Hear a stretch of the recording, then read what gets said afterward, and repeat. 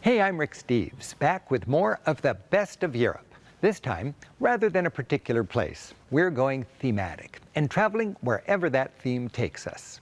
In this episode, we travel back to Europe's early Middle Ages, its turmoil, its triumphs, and the fine art of more advanced civilizations on Europe's fringes. Thanks for joining us.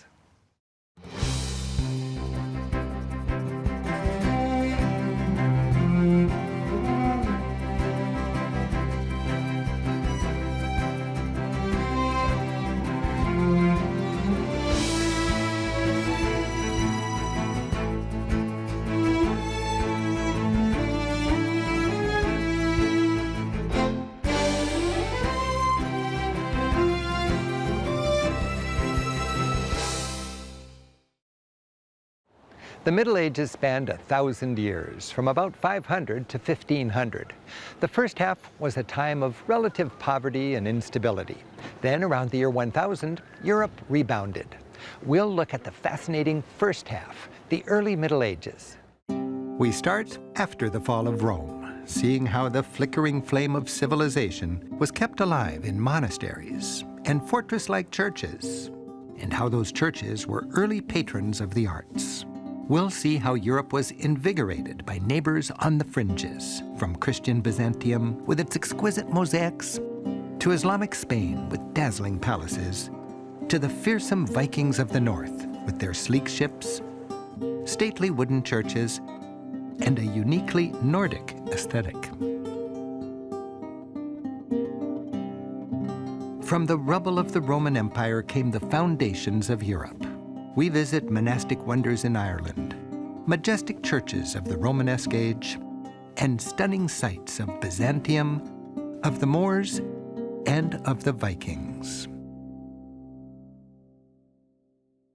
Imagine, it's the year 500. The Roman Empire that had united Europe for centuries was crumbling, leaving a political vacuum. The city of Rome had been sacked, and marauding tribes ravaged the countryside. After Rome fell, Europe was plunged into what used to be called the Dark Ages. The once united empire shattered into small warring kingdoms. Frightened people sought refuge inside crude fortresses, in towns surrounded by thick walls and moats, or atop remote hills. Tilling the fields, most lived their entire lives in a single place, poor and uneducated. For centuries, there was little travel, little trade, no building for the future, almost no progress.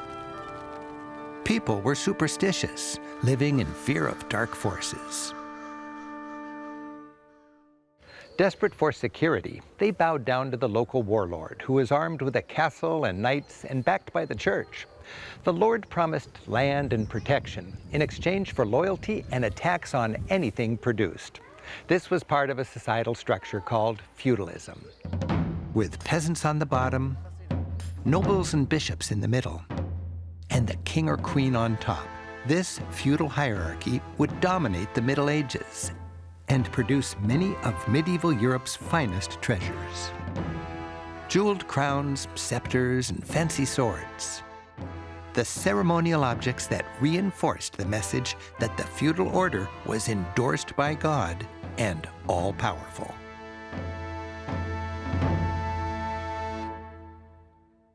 During those difficult times, one institution survived from ancient Rome, the Christian Church. It provided both stability and continuity. Roman senators became Christian bishops. The Roman emperor, called the Pontifex Maximus, became the Christian pope, also called the Pontifex Maximus. Rome's language, Latin, lived on as the language of Europe's educated elite. Towering ancient monuments were now capped not by Roman emperors, but by Christian saints. And rather than Caesar, it was Christ, ruling from the all-powerful throne. As Christianity spread across Europe, monasteries and convents, communities of men and women who dedicated their lives to the service of God, flourished.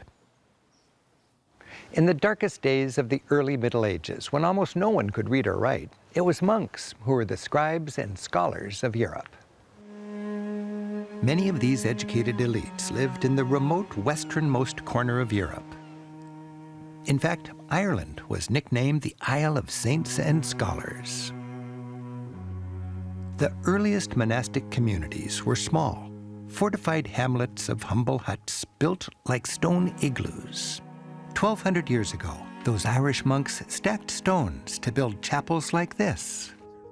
Its finely fitted walls, stone without mortar, still keep out the rain.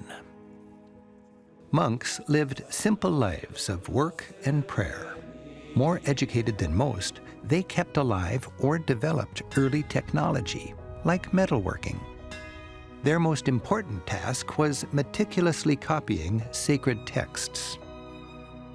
In a mostly illiterate world, these monks preserved the knowledge of ancient times with beautifully illustrated books called illuminated manuscripts. Copying books by hand was painstaking work. Ornamenting these pages was an opportunity for the monks to exercise their artistic creativity.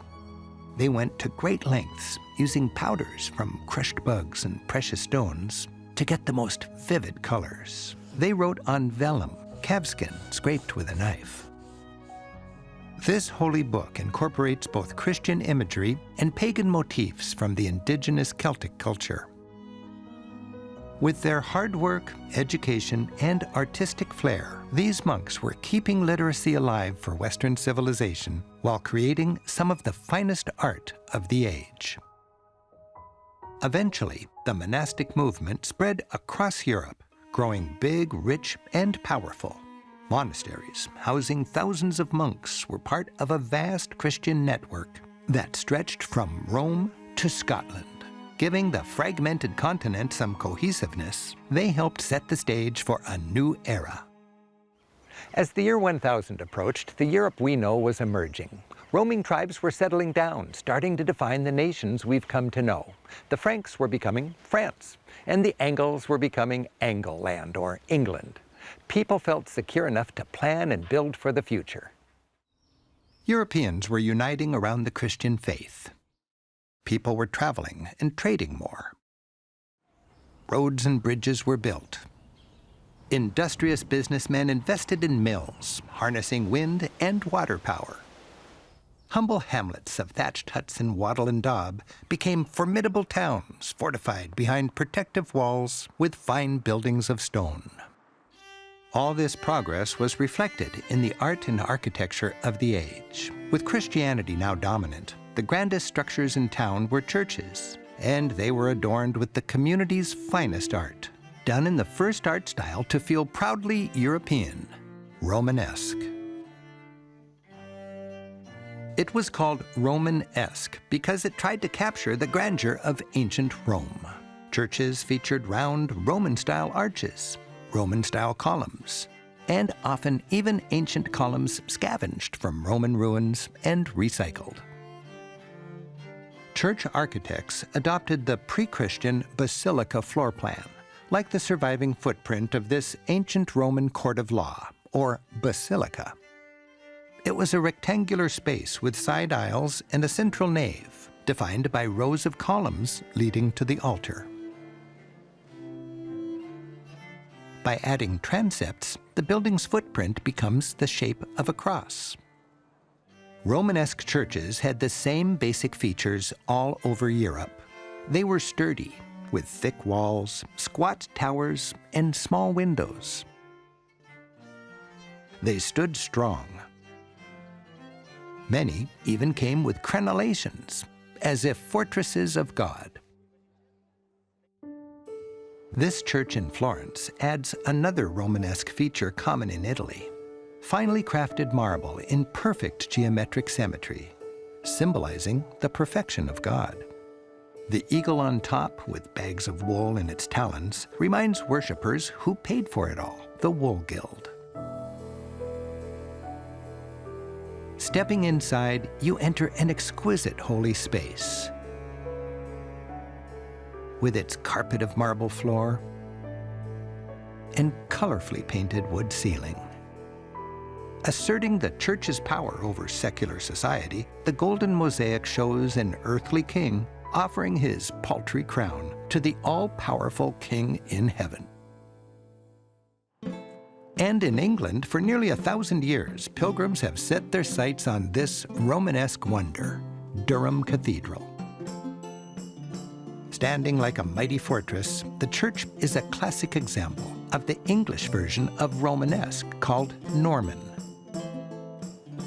Named for the Normans who invaded England in 1066 from France, bringing that dominant European style with them, this style features round arches, zigzag decorations, and soaring bell towers.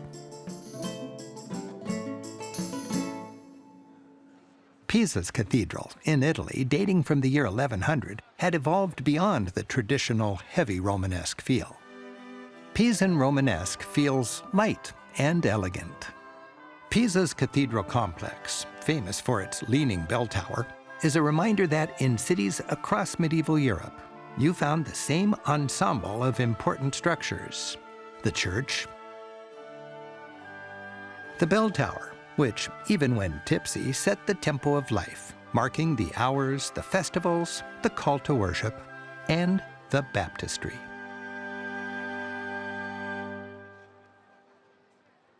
Romanesque churches were filled with beautiful art, and that art served the church.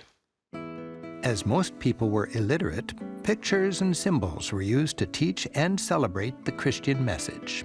The art didn't have to be realistic, as long as it inspired worship. The physical church was a sermon in stone. The entrance set the tone. Carved scenes were flat or in low relief and cluttered. Images that told a story. While today Romanesque churches have plain stone walls, many were originally painted. Paintings were full of symbolism, showing saints not inhabiting the dark, cold, and sinful world on earth, but in an ethereal heaven. Romanesque painting had a mystical kind of beauty. Here, it's the Annunciation, as the angel announces to Mary she'll give birth to the Messiah.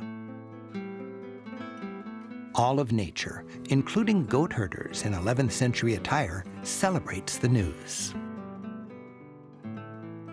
Christ's life unfolds, ending with the crucifixion and his return, triumphant over death, sitting on a rainbow and blessing all who gathered. At the high altar stands Jesus, alongside his ever-popular mother, known as the Virgin Mary, Madonna, or Our Lady, or Notre Dame. She was a compassionate and approachable figure, one that medieval peasants could pray to for help. Other imagery showed how the powerful church legitimized the secular ruler, Christ actually crowning the king. They were partners in power, and many would say, partners conspiring to keep the masses down. This so-called Crown of Charlemagne, who in the year 800 was Europe's greatest ruler, came with a cross and the message in Latin, "By Christ King's reign." Throughout the Middle Ages, in the Romanesque Age as well as the Gothic Age that followed, art inspired.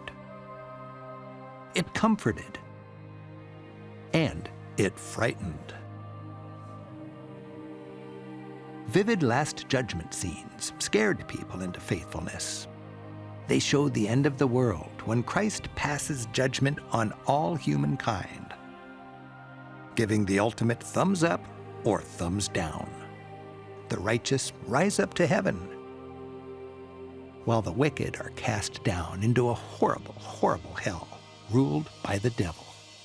There, they're tormented for eternity by demons, eaten by ogres, and excreted in an eternally miserable cycle.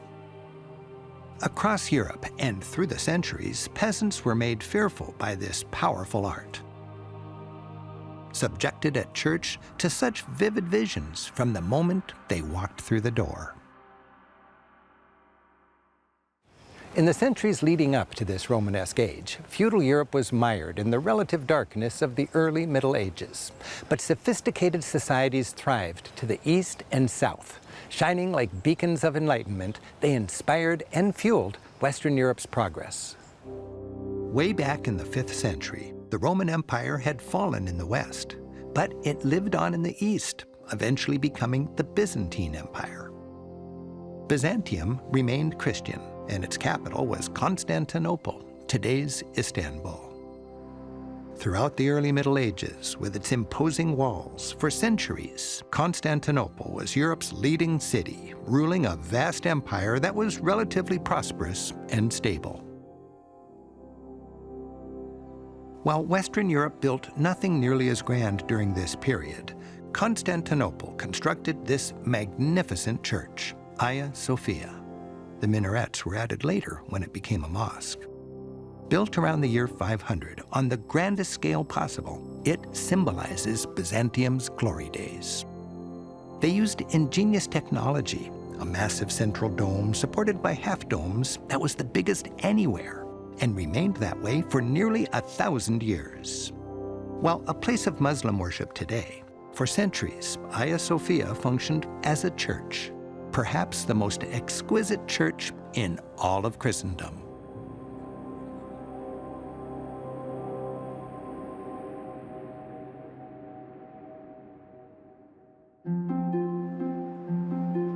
The Italian city of Venice is a reminder that the more advanced Byzantine culture reached westward, far into Europe. In the 11th century, St. Mark's Basilica was topped with Byzantine-style domes. Its decoration reflects that connection with the East. The basilica's fanciful facade is decorated with mismatched columns and statues, which were largely pillaged from elsewhere during the Crusades. The style? I'd call it early ransack. A good example of such plunder is this ancient Roman statue carved of purple porphyry, a precious stone quarried in Egypt and symbolic of power. The church's entire interior glitters with gold leaf mosaic work. In good medieval tradition, it's slathered in the predictable Bible stories. The story of Adam and Eve, one of the most popular, unfolds like a cartoon strip. Adam lonely in the garden, the creation of Eve, and then trouble. From apple to fig leaf to banishment. The Venetians learned mosaic technique from the Byzantines, who inherited it from the ancient Romans, who paved their villas with mosaics. The Byzantines perfected the gold color, made of bits of glass with gold leaf baked in. These reflected the light to help illuminate an otherwise dark church, giving it the golden glow of the Byzantine heaven. With its stunning art, St. Mark's Basilica is a vision of a highly cultured world that had been established by the Romans, was preserved by the Byzantines, and was now being reinfused into Western Europe. Meanwhile, in the southwest of Europe, the world of Islam was shining a highly cultured and influential light into medieval Europe. In the year 711, North African Muslims crossed the Strait of Gibraltar, conquering and converting. For the next 7 centuries, much of Spain was ruled by these Moors. Córdoba was the leading city of Muslim Spain. Arguably Europe's cultural capital in the 9th century, it had perhaps 10 times the population of Paris. Its massive former mosque dominates the tangled medieval city that surrounds it. Grand gates lead to the courtyard. Inside is a forest of delicate columns and horseshoe arches built 10 centuries ago. The columns and arches seem to recede to infinity, as if reflecting the immensity and complexity of God's creation. Under their rule, this distinctive style of the Moors spread throughout southwestern Europe, or the Iberian Peninsula. Granada's Alhambra, the last and greatest Moorish palace, shows off the splendor of that Muslim civilization. The math necessary to construct this palace dazzled Europeans of the age.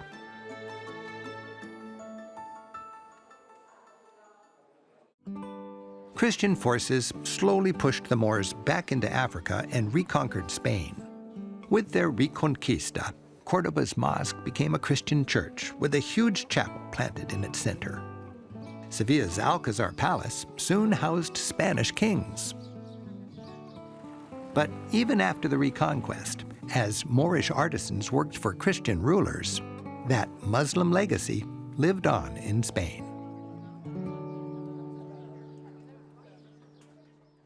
With Muslims on the southern fringe and Byzantines to the east, early medieval Europeans had one more surprisingly sophisticated culture on their northern border, the Vikings. Though best known as fierce marauders, the Vikings were also wide-ranging sea traders and hardy settlers with their own artful culture, one that dated back well before the 11th century arrival of Christianity to pagan times. Their remarkable ships are icons of those days of pillage and plunder.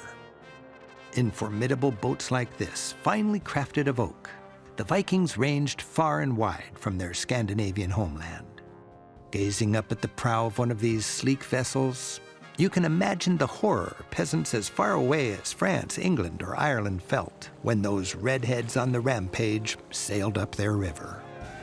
It's often said that, for generations, the standard close of the prayers for many Europeans was not Amen, but "And deliver us from the Norsemen, Amen." While feared raiders, they also had a remarkable sense of beauty and design. That's clear in the excavations of the graves of Viking rulers. The Vikings worshipped pagan gods and believed in a life after death. And they believed you could take it with you. In their graves, archaeologists have found everything from jewelry to weapons, much of it with an impressive artistic flair. Viking chieftains were buried in their ships alongside their possessions, like fine leather accessories, ornately carved sleighs, or even a horse cart decorated with scenes from old Viking sagas. Their artistic objects seemed to provide a link between this world and the next.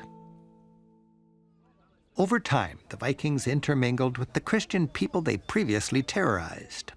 Eventually converted and tamed, Vikings redirected their boat-building skills, and rather than sleek ships to raid in, they built fine wooden churches to pray in. There were once over 1,000 of these stave churches. Because little remains from societies that built primarily of wood, few of these churches survive. They were supported by pine poles or staves and slathered with a protective coat of black tar. Wood was plentiful and cheap. While the basic design reflects the simple technology of the age, more elaborate examples, like this one, stand as proud testaments to the Norse culture and its art. Carvings evoke the pagan roots of these early Norwegian Christians. Interiors were stark and dark, with tiny windows and simple X-shaped crosses of St. Andrew, a local patron saint. The Vikings were yet another example of the blending of ancient pagan and Christian culture that would eventually create the Europe we know today. By the year 1000, Europe was on the rise. Entering a period called the High Middle Ages, it was a time of growing innovation, trade, and travel. Christianity was dominant, and people celebrated their faith by building great structures. The imposing Romanesque style was eventually eclipsed by an even grander style, Gothic.